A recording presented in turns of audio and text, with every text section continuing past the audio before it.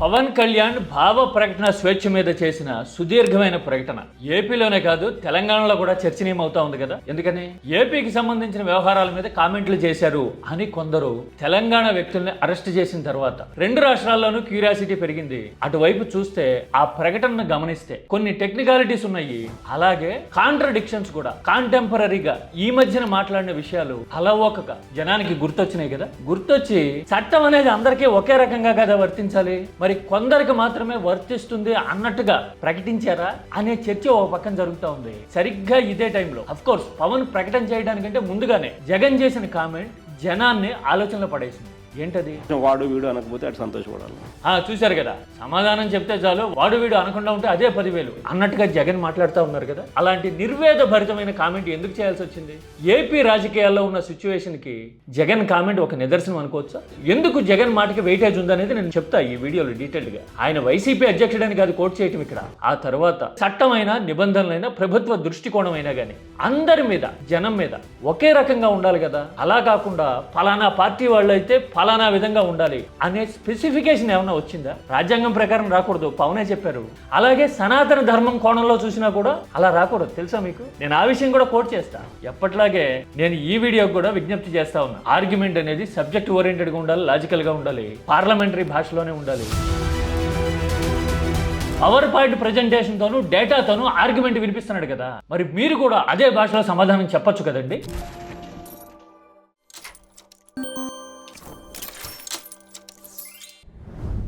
పవన్ కళ్యాణ్ భావ ప్రకటన స్వేచ్ఛ గురించి ఏం మాట్లాడారో ఒక 3 ఫ్రేములు పెట్టి చూపిస్తా, చూడండి ఒకసారి మీరు. ఫ్రీడమ్ ఆఫ్ స్పీచ్ అనేది అపరిమితమైన హక్కు కాదు, దానికి కొన్ని పరిమితులు ఉన్నాయి. ఫ్రీడమ్ ఆఫ్ స్పీచ్ అంటే ఫ్రీడమ్ టు అబ్యూస్ కాదు. మమ్మల్ని ప్రశ్నించే హక్కు మీకుంది, మా నిర్ణయాలతో విభేదించే హక్కు మీకుంది, అదే ప్రజాస్వామ్యం. కానీ గౌరవంతో చెప్పండి, బాధ్యతతో చెప్పండి. సరే, చిన్నప్పటి నుంచి మనం చదువుకుని ఉంటాం, రాజ్యాంగంలో ఫండమెంటల్ రైట్స్ ఉంటాయి, అలాగే ఫండమెంటల్ డ్యూటీస్ కూడా ఉంటాయి కదా. అంటే ప్రతి పౌరుడికి హక్కులతో పాటు బాధ్యతలు కూడా ఉంటాయి కాబట్టి ఇలా చెప్పారు అని అనుకుందాం. పవన్ ప్రకటనలో ఇంకొన్ని అంశాలు చూపిస్తా నేను, అవి ఎలా కాంట్రడిక్షన్ లాగా కనపడినాయి జనానికి అనేది కూడా వీడియో పక్కన పెట్టి చూపిస్తా నేను. ముందు పవన్ ఏమన్నారు అనే ఒక క్లిప్ చూద్దాం. హేట్ స్పీచ్, ఆర్గనైజ్డ్ అబ్యూస్, ఒకరి పరువును ఉద్దేశపూర్వకంగా దెబ్బతీయాలనే ప్రయత్నాలు ఫ్రీడమ్ ఆఫ్ స్పీచ్ పేరుతో సమర్థింపబడవు. ఆర్గనైజ్డ్ అబ్యూస్, పరువు తీయాలనే ప్రయత్నాలు సమర్థించబడవు అని అన్నారు కదా. మంచి విషయం. ఎవరికైనా సరే రాజ్యాంగం ప్రకారం పరువుగా, మర్యాదగా, డిగ్నిటీతో బతికే రైట్ ఉంటుంది కదా, ఎంత సామాన్యులకైనా కానీ. అవునా కదా? నోరులేని జీవులకు కూడా హక్కు ఉంది అని చెప్పి పెట్టాలంటి వాళ్ళు చెప్తూ ఉంటారు. మరి అంటే ప్రతి జీవికి ఉంది, మనిషికి మాత్రమే కాదు. మరి అలాంటప్పుడు ఒక ముద్ర వేయాలనుకునో లేదంటే గనక నిరూపణ కాని ఆధారాల్ని పదే పదే ప్రస్తావిస్తూ అనుకూలమైన పేర్లు పెట్టి ప్రచారం చేయాలనుకోవటం అబ్యూస్ కిందకి రాదా? నేను ఒక ప్రకటన చూపిస్తా. సీఎం చంద్రబాబు లేటెస్ట్ గా మాట్లాడింది. మీరు కూడా ఆ పార్టీకి గొడ్డలి పార్టీగా నామకరణం చేసి ఇప్పటి నుంచే మీరందరూ ఆ పేరుతోనే పిలవాలి. ఇలాగా మీరు కూడా గొడ్డల పార్టీ అనే పిలవండి అంటున్నారు కదా. అంటే ఇది పరువు తీసే ప్రయత్నం కిందకి, అబ్యూస్ కిందకి రాదా? నేను వైసీపీ తరపున మాట్లాడట్లా, వైసీపీ కోసం మాట్లాడట్లా. ఎందుకు ఇంపార్టెంట్ ఈ పాయింట్ అనేది జగన్ గురించి చెప్తానన్నాను కదా, అప్పుడు ఇది కూడా డీటెయిల్డ్ గా మాట్లాడదాం మనం. మీరు ఏ పార్టీని సమర్థించే వాళ్ళైనా కానీ ఈ లాజిక్ ని పిన్ చేయండి. ఎందుకంటే న్యూట్రాలిటీ అంటే బొమ్మ బొరుసు రెండు ఉంటేనే కదా ఒక నాణ్యం. అందుకోసం ఇక పవన్ మాట్లాడిన రెండో పాయింట్. నేరస్తులకి నేరానికి కులం లేదు, మతం లేదు, రాజకీయ పార్టీ లేదు. నేరస్తులకి కులం లేదు, మతం లేదు అన్నారు కదా. బ్రహ్మాండమైన మాట, అద్భుతం. మరి చంద్రబాబు ఏమన్నారు ఈ మధ్యన? అక్కడ ఉండే సిఐ కాపుని, బాధితుడు కాపుని ఇలా కామెంట్ చేసి ఉంటారు కదా. మరి ఇలాంటి కాంట్రడిక్షన్ ఉన్నప్పుడు ఉప ముఖ్యమంత్రి ఏమో నేరస్తుడికి కులం మతం లేదంటున్నారు, ముఖ్యమంత్రి ఏమో అలా అనున్నారు. అదేంటి మరి? రాజ్యాంగం అందరికీ ఒకే రకంగా వర్తిస్తుంది అంటున్నారు కదా, మరి ఇలా ఎందుకు మాట్లాడుతున్నారు అనే మీమాంస, శంక, అనుమానం, డౌట్ ఏదైనా అనుకోండి, సామాన్యులకు వస్తాయి రావా? ఇక ఇంకో విషయం చెప్తా. పవన్ మాట్లాడింది, మన మాటల్లో బాధ్యత ఉండాలి, మాట్లాడే భాషలో గౌరవంగా ఉండాలి, స్వేచ్ఛకు జవాబుదారీతనం ఉండాలి. మాటల్లో బాధ్యత, గౌరవం ఉండాలి అన్నారు కదా. శబాష్, బ్రహ్మాండమైన మాట పవన్ కళ్యాణ్ చెప్పారు.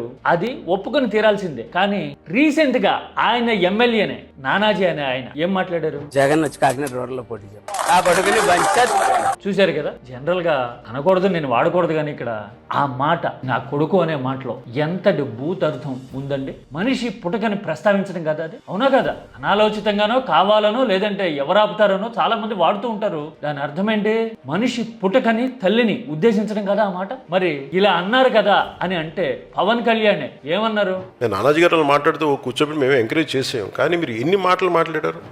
ఇలాగా నానాజీని మేము సమర్థించడం లేదు కానీ అంతకంటే ఎక్కువ అన్నారు కదా మీరు అని అంటూ ఉన్నారు కదా. అలాంటి ధోరణి ఎంత ఇబ్బందికరం. అంటే ఎప్పుడో అన్నారు కాబట్టి మేము ఇప్పుడు అంటున్నాం అంటే దీనికి అంతం ఉంటుందా? వాళ్ళు అన్నారని వీళ్ళు అంటున్నారు, వీళ్ళు అన్నారని మళ్ళీ వాళ్ళు అంటారు. ఇలా అనుకుంటూ ఉంటే అసలు విషయాలు ఎప్పుడు ప్రస్తావనకు వస్తాయి? ఇది ఒక పారంపర్యంగా మారిపోతే రాజకీయాలు ఎప్పటికి బాగుపడాను? పైగా జనాన్ని బుట్లో వేయటం కదా ఇది. వాళ్ళు అన్నారు అని ఎమోషనలైజ్ చేసి అలా అనొచ్చు వాళ్ళని అనే ప్రెసిడెంట్ ని సెట్ చేస్తే గనక దీనికి అంతమంటూ ఉండదు కదా. సైక్లిక్ ప్రాసెస్ కదా. వాళ్ళ తర్వాత వీళ్ళు వస్తున్నారు, వీళ్ళ తర్వాత వాళ్ళు వస్తున్నారు ఇలా అనుకుంటూ ఉంటారు. దీనివల్ల రాష్ట్రానికి జమానాకి జనానికి కదండి నష్టము.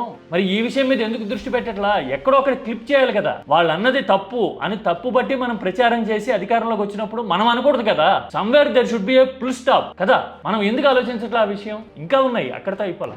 విమర్శించండి, మీ అభిప్రాయాన్ని చెప్పండి, కానీ గౌరవంతో చెప్పండి, బాధ్యతతో చెప్పండి. చూశారు కదా మళ్ళీ ఏమన్నారు పవన్. మరి అలాంటి గౌరవం ప్రివైల్ కావాలంటే, బాధ్యతగా ప్రతి ఒక్కళ్ళు రెస్పాండ్ అవ్వాలంటే అందరికీ ఒకే విధంగా చట్టమైన, ప్రభుత్వ దృష్టికోణమైన, యంత్రాంగమైన చూస్తా ఉన్నాయి, చట్టం వర్తిస్తా ఉంది అనే ఫీలింగ్ కలగాల వద్దా? అలాంటి ఫీలింగ్ కలగట్లేదని ఎలా అంటారు అంటే, సాక్షాత్తు మాజీ ముఖ్యమంత్రి వైఎస్ జగన్ ఏమన్నారు? జగన్ అట్ట ఆయన ఈయనట్ట వాటికి సంతోషం, వాడు వీడు అనకపోతే అటు సంతోషపడాలి. చూశారుగా, అడిగిన దానికి సమాధానం చెబితే మేలు, వాడు వీడు అనకుండా ఉంటే చాలు అని అంటూ ఉన్నారంటే, అంత నిర్వేదన భరితంగా మాట్లాడారంటే రాజకీయం ఎంత డిరాగేటరీగా తయారైనట్టు. ఎందుకు ఆ మాట అన్నారు? నేను ఇప్పుడు అవన్నీ చూపించకరా, చాలా మందికి తెలుసు, మర్చిపోయే విషయాలు కూడా కాదు. సైకోగాడు అని చట్టసభల్లోనే మాట్లాడే అలవాటు మన రాజకీయాల్లో ఉందిగా. అందుకోసం కదా జగన్ మాట్లాడింది ఎందుకు చెప్పాలి అని చాలా మందికి డౌట్ వస్తుంది. జగన్ బెంచ్ మార్కా అని. జగన్ బెంచ్ మార్కా కాదా అనే దానికంటే, ఒక మాజీ ముఖ్యమంత్రికి, ఒక పార్టీని నడుపుతున్న నాయకుడికి ఓడినా కూడా ఆయన పార్టీకి పోలైన ఓట్లలో 40% వాటా ఉంది కదా. ఇంత జనబలం ఉన్న నాయకుడికే మనం ఆ మాత్రం రెస్పెక్ట్ ఇవ్వకపోతే సామాన్యులకు ఇస్తామా అనేది పాయింట్ ఇక్కడ. అందుకోసం కోట్ చేయటం. వైసీపీ అనే పార్టీ ఆర్గ్యుమెంట్ ఎందుకు ఇంపార్టెంట్ అంటే, ఆ పార్టీ సాధించిన ఓట్లకి ఆ ఇంపార్టెన్స్. జగన్ కో లేదంటే జెండాకో కాదది. అంటే జగన్ నిర్వేదన ఏం చెప్తుంది? రాష్ట్రానికి కనీసం గౌరవం లేదు, సబ్జెక్ట్ గురించి మాట్లాడట్లా అంటూ ఉన్నాం కదా. మరి ఇలా అంటూ ఉన్నప్పుడు సహజంగానే రెండు విషయాలు అనిపిస్తాయి కదా. మర్యాదగా మన్ననగా మాట్లాడాలి అంటే అబ్యూజివ్ గా ప్రచారాలు చేయకూడదు, దుర్భాషలు ఆడకూడదు. అంటే ముందు మనం చేసి చూపించామనుకోండి, నిరాధారంగా ప్రూవ్ కాని కేసుల్ని కూడా పదే పదే ప్రస్తావిస్తూ ఇలాగే జరిగింది, ఫలానా వాళ్ళు గొడ్డలి అని గొడ్డలి పార్టీ ఇలా మాట్లాడుతూ ఉన్నాం అనుకోండి, మరి ఎదుటి వాళ్ళకి నీతి చెప్పే, ధర్మం గురించి ఉపదేశం చేసే హక్కు అవకాశం మనకు ఉంటాయా నైతికంగా? అధికారంలో ఉన్నాం కాబట్టి ఇంపోజ్ చేయాలి అనుకోవచ్చు కాక, కానీ నైతికత గురించి కదా ఇక్కడ ప్రశ్న. ఆ తర్వాత రాజకీయం మారాలి, నిజంగానే సబ్జెక్ట్ ఓరియంటెడ్ గా ఉండాలి, సద్విమర్శ ఉండాలి అంటే కూటమి వైపు నుంచి అయినా, పవన్ కళ్యాణ్ వైపు నుంచి అయినా ఎదుటి వాళ్ళు ఏం అడుగుతున్నారో అదే భాషలో సమాధానం చెప్పొచ్చు కదా. ఎలాగా? వాళ్ళు బూత్ తిట్టారని మీరు తిడుతున్నామని చెప్తున్నారు కదా. మరి జగన్ పవర్ పాయింట్ ప్రెజెంటేషన్ తోను, డేటాతోను ఆర్గ్యుమెంట్ వినిపిస్తున్నాడు కదా. మరి మీరు కూడా అదే భాషలో సమాధానం చెప్పొచ్చు కదండి. ముఖ్యమంత్రి అయినా చెప్పొచ్చు, ఉప ముఖ్యమంత్రి అయినా చెప్పొచ్చు, కీలకమైన మంత్రులు ఎవరైనా చెప్పొచ్చు కదా. అలాగా మరి అలా ఎందుకు చెప్పట్లా? వాళ్ళు తిడితే మనం తిడతాము అని లాజిక్ ఆర్గ్యుమెంట్ తీస్తున్నప్పుడు, మరి జగన్ అలా పవర్ పాయింట్ తో అడిగాడు కాబట్టి, డేటాతో అడిగాడు కాబట్టి మేము కూడా డేటాతో చెప్తున్నాం, ఆర్గ్యుమెంట్ తో చెప్తున్నాం అని సబ్జెక్ట్ ఓరియంటెడ్ గా ఎందుకు మాట్లాడట్లేదు? పవర్ పాయింట్ అనేది ఏమి వైఎస్ఆర్సీపీ ఆవిష్కరణ కాదు కదా, సాధారణమైన టెక్నాలజీనే కదా, మార్కెట్ లో అందుబాటులో ఉన్నది కదా. మీకు ఉండాల్సిందల్లా డేటా, ట్రాక్ రికార్డు కదా. అవి ఉంటే కనుక ఇలా చెప్పి ఆయన చెప్పిందంతా నిజం కాదు అనే ఆర్గ్యుమెంట్ ని జనంలోకి తీసుకెళ్లారనుకోండి, ఆటోమేటిక్ గా రాజకీయం అనేది మారి తీరుతుంది కదా, సబ్జెక్ట్ ఓరియంటెడ్ అయిపోతుంది కదా. మీరు అలా మాట్లాడితే మిమ్మల్ని ఫాలో అయ్యే వాళ్ళు కూడా, ఎమ్మెల్యేలు బూతులు వాడడం మానేసి లీడర్లను ఆటోమేటిక్ గా ఫాలో అవుతారు కదా. అది కదా రిఫార్మ్ చేసే విధానం అంటే. మరి అలా ఎందుకు చేయట్లేదు అనిపిస్తుందా లేదా? లాజికల్ అయినా కదా ఈ క్వశ్చన్. ఇక రాజ్యాంగం ప్రకారమైన, సనాతన ధర్మం ప్రకారమైన అని నేను ఒక మాట వాడా కదా. ఎందుకని ఆ మాట వాడా? సనాతన ధర్మంలో నేను ఒక పాయింట్ కోట్ చేస్తాను. కడగి ఏనుగు మీద కాయు ఎండ ఒకటే, పుడమి సునకము పైన బొలయు ఎండ ఒకటే అంటాడు అన్నమాచార్యుడు. అంటే మదగజం మీదైనా ఎండ ఒకే రకంగా పడుతుందట, సునకం మీదైనా ఒకే రకంగా ఎండ పడుతుందట. ప్రకృతి ధర్మం అది, నియమం అది అని అన్నమాచార్యుడు చెప్తాడు. సనాతన ధర్మంలో ఇన్ రిటర్న్ ఉంది. అఫ్ కోర్స్ పవన్ కళ్యాణ్ 100,000 బుక్కులు చదువుంటారు, అందులో ఎక్కడో టచ్ అయ్యే ఉంటుంది, ఇది తెలియదని కాదు, కాకపోతే గుర్తు చేస్తున్నా. మరి ఈ లెక్కన సనాతన ధర్మం ప్రకారం చూసినా, రాజ్యాంగం ప్రకారం చూసినా గానీ ధర్మం అనేది, న్యాయం అనేది, చట్టం అనేది అందరికీ ఒకే రకంగా వర్తిస్తోంది అని చూపించటం అనేది కదా ముందు బెంచ్ మార్క్. ఎక్కడైనా, ఏ రాష్ట్రంలో అయినా, ఏ సమాజంలో అయినా, ఏ కాలంలో అయినా మరి ఆ విషయం మీద దృష్టి పెట్టగలిగితే ఆటోమేటిక్ గా సిచ్యువేషన్ మారేందుకు అవకాశం ఉంటుంది కదా. నేను పవన్ కళ్యాణ్కే ఈ విజ్ఞప్తి ప్రత్యేకంగా ఎందుకు చేస్తున్నానని తెలుసా? సోషల్ మీడియా అబ్యూజ్ అనేది ఏ స్థాయిలో ఉంటుంది, ఆయన ఏ స్థాయిలో మనోవేదన పడ్డారు అనే విషయం చాలా మంది గుర్తుండే ఉంటుంది. నేను కొన్ని స్క్రీన్ షాట్లు చూపిస్తా. ఇవి 2018-19 నాటివి. ఇలా ఆయన ఆవేదన పడి ఉంటారు. 2019 ఎన్నికల్లో డిబాకిల్ తర్వాత ఒక 2-3 నెలలకి నేను ఆయన కలిస్తే, మీరు ఆ సంస్థ ప్రతినిధిగా వచ్చారా, ఇండివిజువల్ గా వచ్చారా అని నన్ను అడగటం నాకు గుర్తుంది. అంటే ఆయన మనసు అంత గాయపడింది అనమాట. మరి అంత మనసు గాయపడినప్పుడు అధికారంలో ఉన్నవాళ్లే తన అలా టాంట్ చేశారు, హంట్ చేస్తున్నారు అని కదా ఆయన అన్నారు. 2019కి ముందు కదా ఇదంతా జరిగింది. మరి అధికారం అనేది, అధికారం లేని వాళ్ళని అంత హంట్ చేస్తుంది అని పవన్కి తెలిసినప్పుడు మరి ఎంత నిర్మాణాత్మకంగా, ప్రాక్టికల్ గా, స్ట్రక్చర్డ్ గా రియాక్ట్ అవ్వాలి. ఇంపార్షియల్ గా ఉంది విధానం అని నిరూపించాల్సిన, నమ్మకం కలిగించాల్సిన బాధ్యత ఆయన మీద ఉందా లేదా? అందుకోసమే ఇంత ప్రత్యేకంగా, ఇంత ఎలాబొరేటెడ్ గా మాట్లాడటం. రాజ్యాంగం ప్రకారం చూసినా, సమాజం ఆలోచిస్తున్న తీరు ప్రకారం చూసినా, సనాతన ధర్మం ప్రకారం చూసినా గానీ మరి చట్టం అందరికీ సమానంగానే వర్తిస్తోంది ఇక్కడ అని ఏపీ నమ్మగలిగే పరిస్థితి ఉందా? అట్లీస్ట్ మెజారిటీ అంటే 51 కదా, మెజారిటీ బిలీవ్ చేసే పరిస్థితి ఉందా? కామెంట్ అనేది సబ్జెక్ట్ ఓరియంటెడ్ గా చేయండి, టాపిక్ గురించి మాత్రమే మాట్లాడండి. జెండాలు, ఎజెండాలు ఉంటే కనుక బయటికి వెళ్ళి ఎగరేసుకోండి. కీ టాక్స్ ఆలోచనలకి వేదిక.